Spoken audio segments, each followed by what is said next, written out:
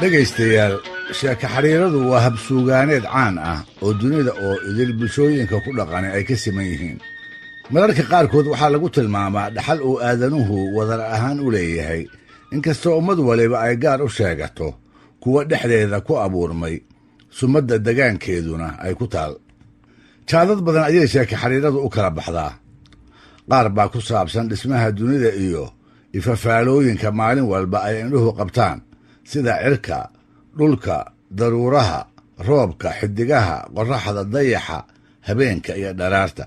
qaar kale ayaa ku saabsan dugaagga iyo waayo hore dadyow uunaa oo aadanaha kale aad uga waaweynaa ugana xoog badnaa, tiiriyana loo yiqin.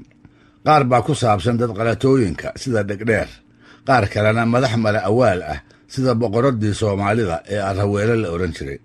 qaar baa ku saabsan dugaagga, qaar kalena nafley kalluun iyo dadba isugu dhafan sida gabarey maanyo amase bahal jeexiis ah sida xungurufta. xagga ujeeddada sheeko xariiradu waxay isugu jirtaa qaar carruurta lagu maaweeliye iyo qaar waayeelka qudhiisu uu isugu sheekeeyo. aqoon-yahanada cilmiga sinjiyadu siday qabaan, sheeko xariiradu waxay ka mid tahay hababka ummadaha dhaqamadooda loogu gondadego, tagtadoodiina in door ah looga ogaan karo.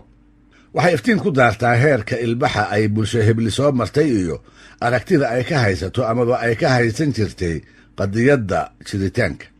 maadda iyo maaweelada ka sokow, sheeko xariiradu waa habsuugaaneed ay bulshooyinku murtida kula baxaan, si koobanna looga dheehan karo waayo aragnimadooda iyo falsafadooda nolosha. alaaba sheeko xariirada waxaa loo wariyaa asal ahaan sidii ay ahayd ee awoowayaal looga soo gaaray. waxaase jira marar lagu soo bandhigo habab kale oo suugaaneed sida riwaayadaha iyo maansada. qorayaashii hore iyo kuwii dambaba si walba ayay sheeko xariirada ugu adeegteen, iyaga oo ama sarbeeb uga gol leh ama ku xoojinaya kolba farriinta ay bulsho weyntooda u gudbinayaan. soomaaliduna waxay ka mid tahay ummadaha sheeko xariirada hodanka ka ah, murtidana kula baxa.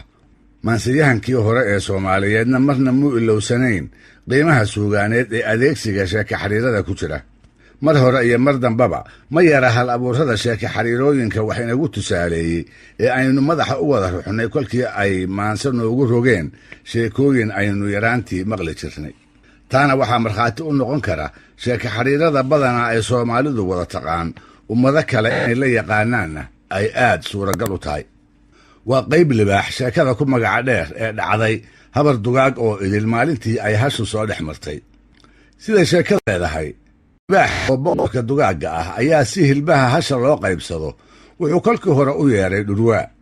markuu soo garab joogsadayna wuxuu ku yidhi, dhurwaayow, hasha hilibkeeda noo qaybi.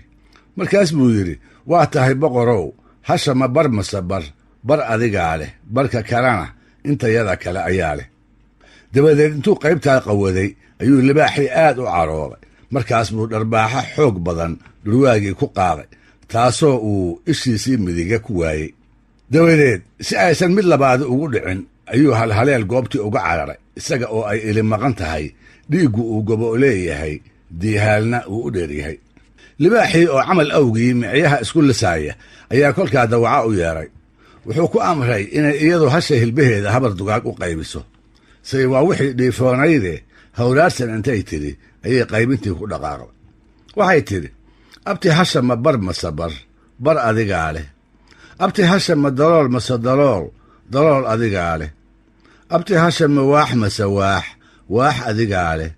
abti hasha ma falar mase falar adigaa leh. abti hasha ma rimic mase rimic adigaa leh. abti hasha wada qaado. libaaxii oo farxad la kala batay, wax qaybintii dawacadana u bogay, ayaa iyadii su'aal weydiiyey.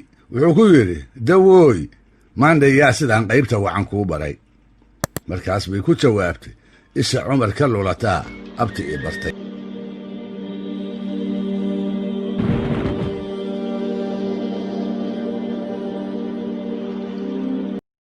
sheeko xariiradaas maanseyahanadii Soomaaliyeed ee inta gabayga u rogay wax ku tusaaleeyey waxaa ka mid ahaa allaha u naxariistay xuseen maxamuud faarax oo xuseen dhiqle loo yiqiin. waa ninkii muddada dheer sayid maxamed xoghayaha warfaafinta ula meel joogay ee maansooyinkiisa mar qura kolkuu u mariyo isagu dabadeed daraawiishta sii qaybsin jiray. tan iyo dhallaannimo weligiiba wuxuu ahaa guryaha reer sayid nin ka tirsan. jabkii dariiqa kadibna wuxuu ka mid ahaa raggii hoggaamiyaha la qaxay ee markii dambe buurta iimey la tegey. disembar 1920kiina wuxuu ku jiray nimankii eelka dhigay ee xabaashiisii inta dulgannoodsaday ay ilmadu ka gaboolaysay. gorayo gabal u dhacay waa tii ay dabadeed daraawiishi noqotay, waa tay kala firirtay. gaaggii ka haray waa tay iniba meel afka saartay, qaar nugaal isaga soo noqda, qaar baydhaba ka cidgala, hara doolood ama hara xagarey, qaar u baynuuna.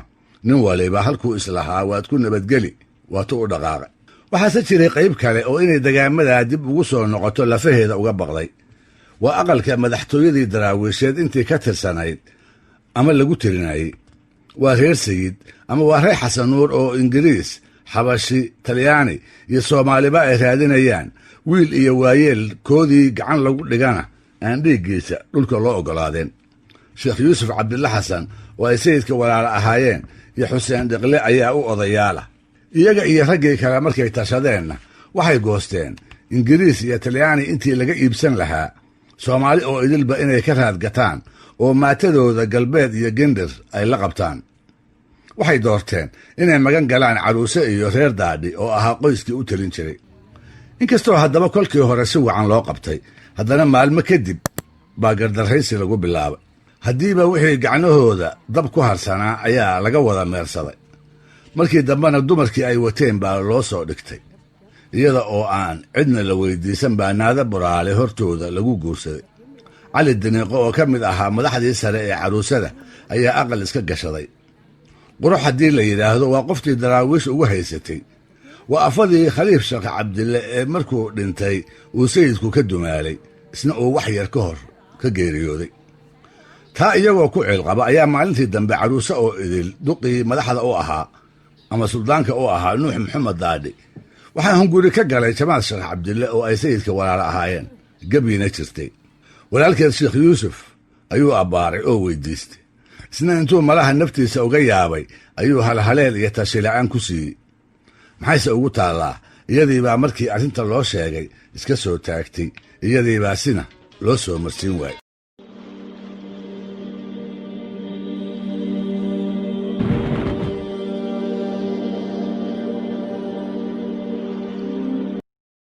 boqor nuux daadhi sidaas kuma uu harine wuxuu u yeeray xuseen dhiqle oo ay la ahayd inaan jamaad waxba ku diidi doonin sidii ay walaalkeed wax ugu diiday.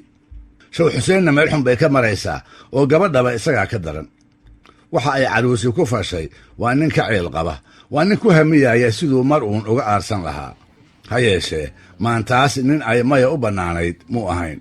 wuxuu garaysan waayey habkii naada buraale looga booliyey iyo sida fudud ee la rabo in jamaadna loogala meero. waxaa isula ekaaday xoog sheegadka lagula xaajoonaya iyo sheeka xidhiidradii qayb libaax. markaas buu tala mooday waxa laga rabo inaannu hagaag u oggolaan, hagaagna u diidin, maya iyo haatoona inaan laga maqlin, isla markaana cadhada laabtiisa buuxisay uu dibadda soo dhigo, caruusana uu dhab u dareensiiyo. cishadaas buu tiriyey gabaygan aannu qayb ka mida welin doonno ee suugaanta soomaalidu ay ku faani karayso haddiiba maalin uun inta suugaamaha la tartansiiyo midda soomaalida lagu soo daro.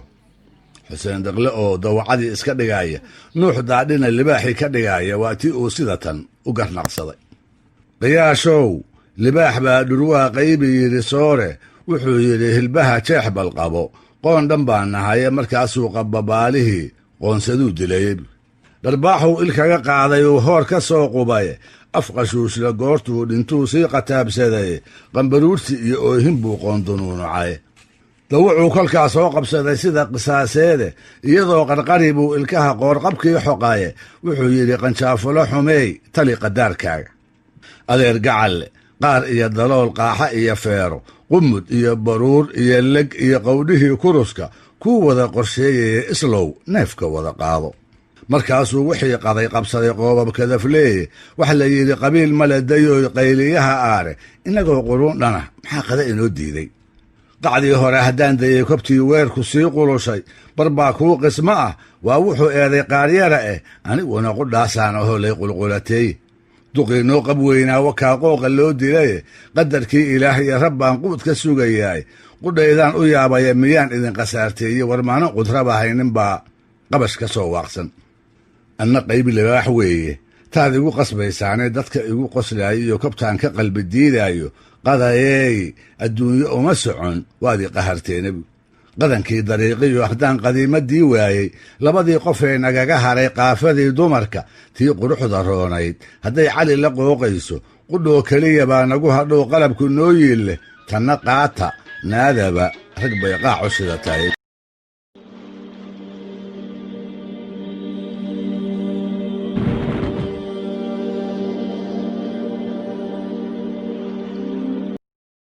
tashigiisu siduu ahaa xuseen diqle hagaag wax uma diidin hagaagna wax uma oggolaan wuxuuse tiriya gabaygaa qayb libaax la baxay oo noqday nuux daadhi gabay hakiyey